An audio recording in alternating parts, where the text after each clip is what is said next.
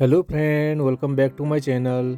आज नवंबर की 24 तारीख है और मौसम में ठंडक आने के साथ साथ नर्सरी पर सर्दियों में फूल देने वाले पौधे भी काफ़ी ज़्यादा क्वांटिटी में मिल रहे हैं। सर्दियों में हैवी फ्लावरिंग करने वाले पौधों की लिस्ट में लगभग 30 या 40 से भी ज़्यादा वैरायटी के पौधे आते हैं। लेकिन आज के इस वीडियो में मैं बस 10 पौधे और उनकी कुछ केयर टिप्स बताऊँगा जो सर्दियों में सबसे ज़्यादा ब्लूमिंग करते हैं। तो चलिए स्टार्ट करते हैं आज का वीडियो। सबसे पहला पौधा गुलदाउदी या क्राइसैंथेमम का है। सर्दियों में सबसे ज़्यादा ट्रेंडिंग प्लांट यही रहता है।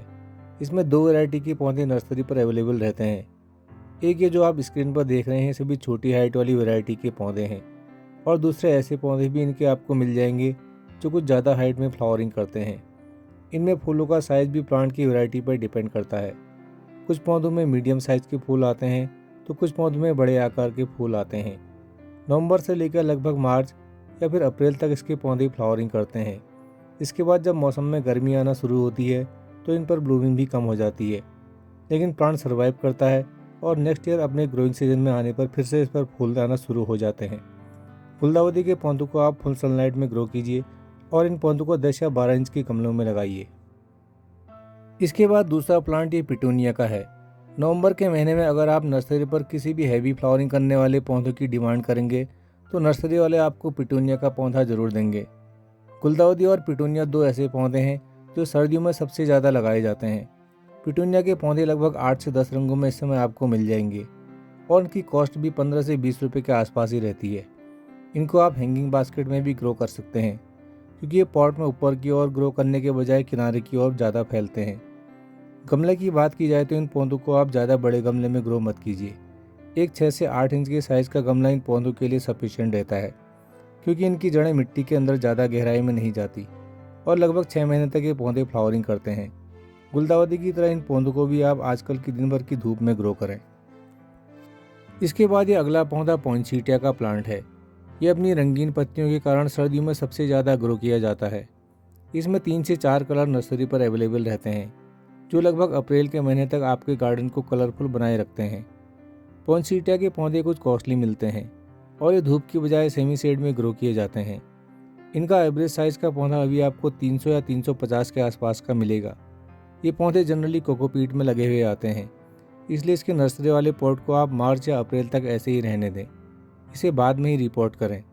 अगर प्लांट नॉर्मल गार्डन सॉइल में लगा हुआ है तो उसे नर्सरी से लाने के 15 से 20 दिनों के बाद गार्डन सॉइल और कंपोस्ट के मिक्सचर में रिपोर्ट कर लें। ये प्लांट छायादार जगह पर ग्रो किया जाता है, इसलिए इसकी पानी की रिक्वायरमेंट कम रहती है। इसके बाद ये अगला पौधा अजेलिया का प्लांट है। ये भी एक परमानेंट पौधा है जो पूरा साल आपके गार्डन में बना रहता है, लेकिन इस प्लांट पर फूलों के आने का समय नवंबर से लेकर अप्रैल तक का रहता है। अजेलिया के पौधों में भी लगभग 4 से 5 कलर ऑप्शन आपको नर्सरी पर मिल जाएंगे और इसके फूल देखने में तो सुंदर होते ही हैं, साथ ही एक बार खिलने के बाद 15 से 20 दिनों तक प्लांट पर फ्रेश बने रहते हैं। इसका प्लांट सर्दियों में 100 से 120 की रेंज में नर्सरी पर मिल जाता है। जब अजेलिया के पौधे को आप नर्सरी पर से खरीदेंगे तो आपको ये लीफ मोल्ड यानी कि पत्तियों की खाद में लगा मिलेगा। आप इसे जब रिपोर्ट करके दूसरे गमले में लगाएं तो इसकी सॉइल को ज़्यादा डिस्टर्ब न करें और प्लांट को एक मीडियम साइज़ के गमले में लगाएं। इसे बहुत छोटा या बहुत बड़ा गमला न दें। सर्दियों में हैवी फ्लावरिंग करने वाले पौधों की लिस्ट में अगला प्लांट जरबेरा का है। जरबेरा के पौधे सर्दियों में सबसे ज़्यादा फूल देते हैं। इनका ग्रोइंग सीजन लगभग नवंबर से लेकर अप्रैल तक का रहता है, यानी कि लगभग 6 महीने ही आपको ब्लूमिंग देते हैं। इन पौधों में कई कलर ऑप्शन आपको नर्सरी पर मिल जाएंगे। इनमें हाइब्रिड और देसी दो तरह के पौधे आते हैं। हाइब्रिड पौधों में कम हाइट में ही फूल आ जाते हैं और इन पौधों की कुछ ज़्यादा केयर की ज़रूरत रहती है। वहीं जो पौधे देसी वैरायटी के रहते हैं उन पर कुछ ज़्यादा हाइट पर फ्लावरिंग होती है, लेकिन इन पौधों की केयर हाइब्रिड पौधों के कंपैरिजन में कुछ ज़्यादा आसान रहती है। जरबेरा के पौधों को आप तेज़ धूप में न रखें। इन्हें ऐसी जगह पर ग्रो करें जहाँ पर दिन भर में इन्हें 2 से 3 घंटों की हल्की सी धूप मिल जाए, और इन पर ओवर वाटरिंग बिल्कुल भी न करें, क्योंकि ओवर वाटरिंग से पौधे सबसे ज़्यादा खराब होते हैं। नेक्स्ट ये गजानिया के पौधे हैं। ये भी सर्दियों के एक बहुत ही सुंदर पौधे हैं। इसके फूल दिन में खिलते हैं और रात होते ही ये अपनी पंखुड़ियों को बंद कर देते हैं। सुबह जैसे ही इन पौधों पर धूप पड़ती है ये फिर से खिल जाते हैं। गजेनिया के पौधे सर्दियों में एक हैवी ब्लूमिंग तो देते ही हैं, साथ ही ये एकदम हार्डी पौधों की कैटेगरी में भी आते हैं। इनको आप दिन भर की धूप में ग्रो कीजिए, इन पर ब्लूमिंग और भी ज़्यादा बढ़ जाएगी। गजानिया में भी आपको 6 से 8 कलर इस समय नर्सरी पर मिल जाएंगे और ये पौधे सीजनल पौधों के रेट में ही आपको 15 से 20 रुपये में मिल जाएंगे। ये पौधे सर्दियों के और सीजनल पौधों के कंपैरिजन में इसलिए भी कुछ अलग रहते हैं क्योंकि जहाँ सर्दियों के और सीजनल पौधे मार्च या अप्रैल तक ही फूल देते हैं, वहीं ये पौधे लगभग मई की एंड तक फ्लावरिंग करते हैं। इन्हें आप बस गार्डन सॉइल और कंपोस्ट के मिक्सचर में ही ग्रो करें, ये सर्दियों भर आपको फूल देंगे। इसके बाद अगला प्लांट ये डायंथस का है। ये भी सीजनल पौधों के रेट में ही आपको 15 से 20 रुपये में मिल जाएगा। इसमें भी आपको 4 से 5 कलर नर्सरी पर मिल जाएंगे। इसको अगर आपने बरसात में बचा लिया तो ये पूरा साल भी सर्वाइव कर जाता है। डायंथस के पौधों में डीएपी का असर सबसे ज़्यादा होता है। जब भी आप इन पौधों को ग्रो करें तो इनकी मिट्टी में 8 से 10 दाने डीएपी के भी मिला लें। इससे पौधों की जड़ों की ग्रोथ तेज़ होती है और फ्लावरिंग भी जल्दी होती है। इस प्लांट को आप सर्दियों में दिन भर की धूप वाली लोकेशन में रख सकते हैं, लेकिन अगर इसे आपने नेक्स्ट ईयर के लिए बचाना है तो अप्रैल के बाद इस प्लांट को किसी शेडी वाली एरिया में रख दें। नेक्स्ट ये विंका या सदाबहार के पौधे हैं। ये हाइब्रिड विंका के पौधे हैं। ये भी आपको डायंथस की तरह ही 20 रुपये पर प्लांट के रेट से मिल जाएंगे और इन पौधों को अगर आपने बारिश के पानी से बचा लिया तो ये पूरे साल भी बच जाते हैं। मेरे पास विंका के पौधे पिछले 2 सालों से हैं और फूलों वाले पौधों में मैंने विंका को ही एक ऐसा प्लांट देखा जो साल के 365 दिन फूल देता है। विंका के पौधों में लगातार फ्लावरिंग होती है और एक फूल खिलने के बाद 4 से 5 दिनों तक प्लांट पर फ्रेश कंडीशन में बना रहता है। इस प्लांट पर इतनी ज़्यादा कलियां बनती हैं कि प्लांट कभी बिना फूलों के रहता ही नहीं है। इस लिस्ट का नवा प्लांट जिरेनियम का है। ठंडी जगहों पर जिरेनियम का प्लांट एक परमानेंट पौधे की तरह पूरा साल गार्डन में बना रहता है, लेकिन जिन जगहों पर अप्रैल के बाद गर्मी पड़ती है उन जगहों के लिए ये प्लांट मई के महीने के बाद सर्वाइव नहीं कर पाता।